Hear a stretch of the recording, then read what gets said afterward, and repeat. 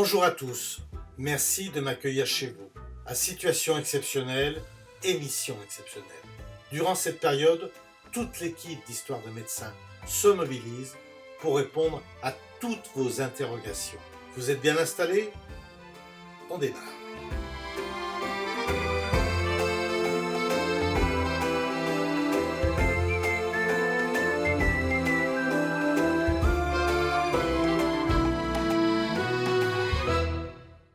Cela fait plus d'un mois que le confinement a commencé et vous êtes nombreux à vous demander si cela est vraiment utile. Tâchons de répondre à cette interrogation. Le virus se transmet dans la très grande majorité des cas de façon aéroportée, c'est-à-dire dans l'air. Il est disséminé par des minuscules gouttelettes de la respiration, du postillon, de la toux.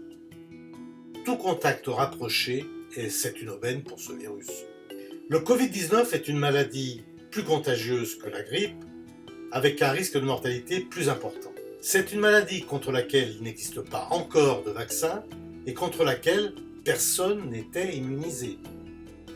Pour le moment, chaque nouveau malade infecte en moyenne 3 personnes. Et le nombre de personnes contaminées a doublé tous les 3 jours en France.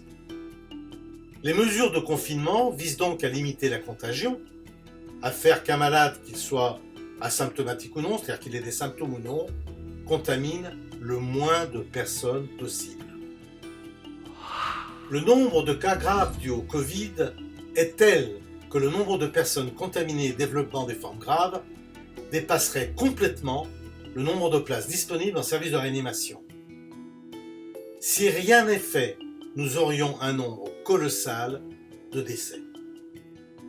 Le confinement a donc pour objectif de réduire la propagation d'une épidémie en réduisant le nombre de contacts entre les gens.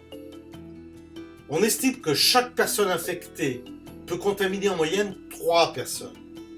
Ce chiffre de 3 peut être réduit de moitié, donc tomber à 1,5, avec un confinement bien respecté. Prenons l'exemple d'une population avec 5 personnes contaminées. Avec 3 transmissions par porteur, l'épidémie progresse très rapidement. Nous aurions, au bout de 38 jours, 1820 contaminés. Avec 1,5 transmissions par porteur, la progression devient beaucoup plus lente, 104 contaminés en 38 jours.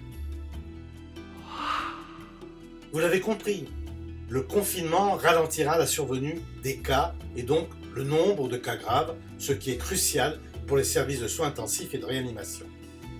Lutter contre une épidémie, c'est comme une course contre la montre. Gagner du temps est crucial. Rester chez vous, c'est vous protéger et protéger les autres, surtout les plus vulnérables.